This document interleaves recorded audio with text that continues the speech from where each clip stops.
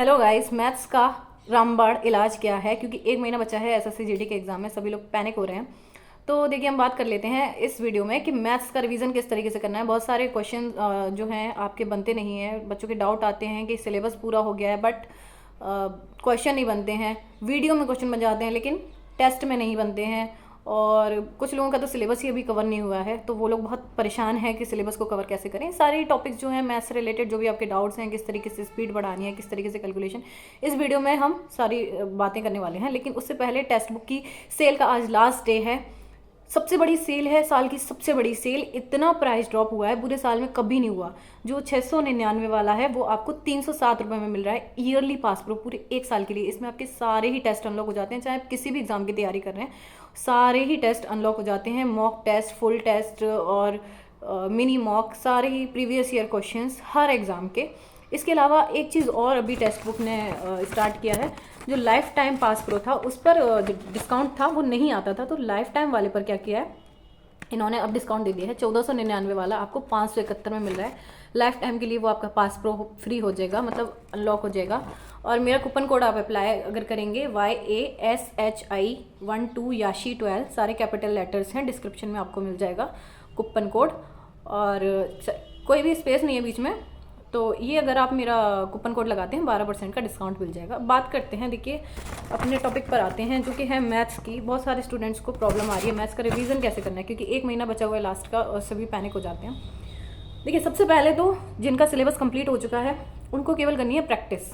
अब प्रैक्टिस भी उस सब्जेक्ट की आप करिए जो आपके नहीं बन रहे हैं, जिस चैप्टर से आपके बनते हैं क्वेश्चन, हर बार ही बन जाते हैं, हर मॉक टेस्ट में बन जाते हैं, उस पर ज़्यादा दिमाग लगाने की आपको ज़रूरत नहीं है। टेस्ट लगाते रहिए, उससे आपका रिवीजन होता रहेगा। चैप्टर को उठा के नहीं बैठना है वो वाले कि मैं इसकी वीडियो देख लूँ या इसकी पूरी चैप्टर की PDF लगा लूँ। इसमें आपको टाइम वेस्ट नहीं करना है, टाइम बहुत लिमिटेड है, स्मार्टली वर्क करें। दूसरा चीज़, जिनका सिलेबस कवर हो चुका है मैथ्स का, ठीक है, अब आपको क्या करना है, अपनी स्पीड को बढ़ाना है। स्पीड को किस तरीके से बढ़ाना है, अब आपको आता तो है ही, है ना। ज़्यादा से ज़्यादा प्रीवियस ईयर क्वेश्चन लगाएं। प्रीवियस ईयर क्वेश्चन कौन से? जीडी के पिछले 5 साल के आपको प्रीवियस ईयर क्वेश्चन उठाने हैं और वो आपको सारे लगाने हैं, ठीक है। और ना सिर्फ जीडी के, एसएससी से रिलेटेड जितने भी एग्जाम्स होते हैं, क्या है, सब कनेक्टेड रहते हैं कहीं ना कहीं। क्वेश्चंस रिपीट होते हैं, तो आप एमटीएस के भी लगाइए, आप सीएचएसएल के भी लगाओ, उससे भी क्वेश्चन आते हैं। और जो फेस 11 12 वाले हैं वो आप लगाइए। तो प्रीवियस ईयर क्वेश्चन से आपको काफ़ी सारे क्वेश्चन जब आपके रिपीट होते हैं तो आपको देखने के लिए मिल जाते हैं। पैटर्न रिपीट होता है, सीधी सीधी सी बात ये है, ठीक है। अब हम बात करते हैं जिनका सिलेबस कंप्लीट हो चुका है, उनको 2 मॉक टेस्ट डेली लगाने चाहिए, एक सुबह एक शाम को। उससे आपको बहुत प्रैक्टिस होगी। मिनी मॉक आपको जब टाइम मिले तो आप लगाते रहिए। देखिए, आप घर से लाइब्रेरी की तरफ जा रहे हैं, आपने मान लीजिए ऐसे ही देख लिए कि हाँ ठीक है मैथ्स का, ठीक है, आपने रिवीजन मार लिया, मिनी मॉक से नंबर नहीं बनेंगे, कोई दिक्कत नहीं है, बट नहीं आप मैथ्स का कर रहे हैं तो हिंदी का कर लीजिए, इससे आपका रिवीजन होगा। जीएस के वो मिनी मॉक लगा लीजिए, इससे आपका रिवीजन होता रहेगा, टाइम भी वेस्ट नहीं होगा। दूसरी चीज़, जिनका भी सिलेबस कंप्लीट नहीं हुआ है, ठीक है, तो वो भी, उसमें भी 2 तरह के लोग होते हैं। जो एक होते हैं जिनका आधा सिलेबस कंप्लीट हो गया है, तो आधा सिलेबस कंप्लीट हो गया है तो जो चैप्टर आपके कंप्लीट नहीं हुए हैं, अब उसको बहुत ज़्यादा डिटेल में पढ़ने का समय नहीं है।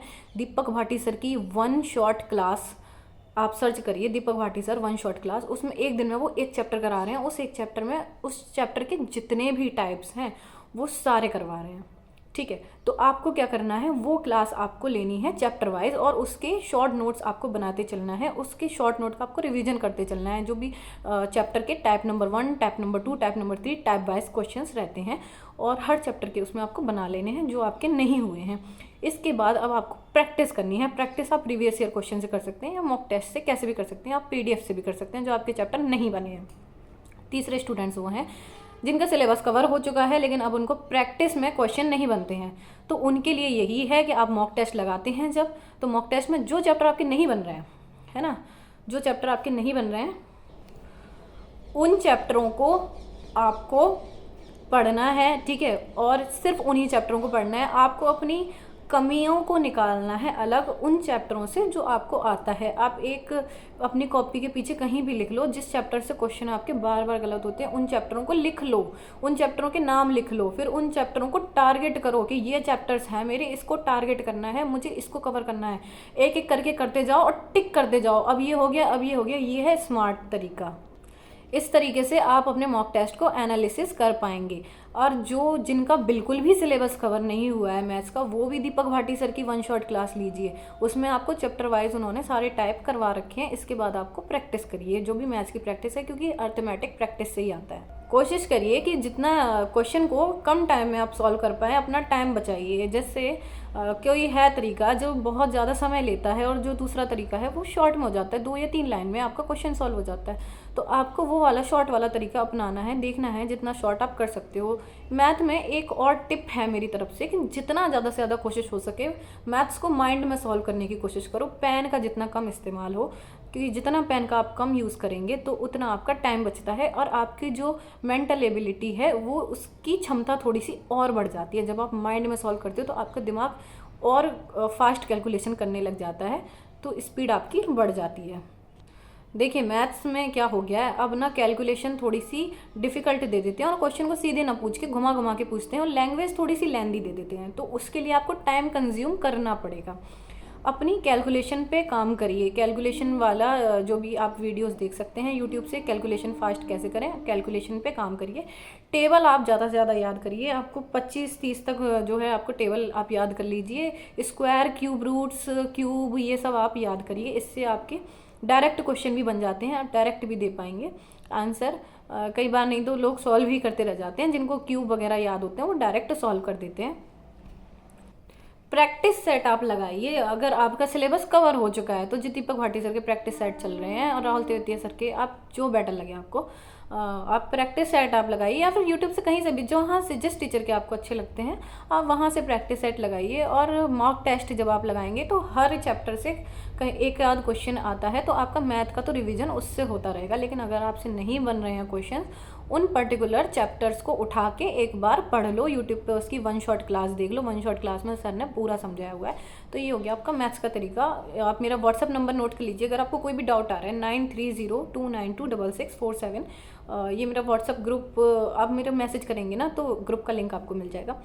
इसके अलावा आप मुझे चैनल को सब्सक्राइब कर लीजिए अगर ऐसी इन्फॉर्मेटिव वीडियोस आपको आगे चाहिए एग्ज़ाम से रिलेटेड। तो और कमेंट में आप बताइए अगर आपको कोई प्रॉब्लम आ रही है। ठीक है, धन्यवाद।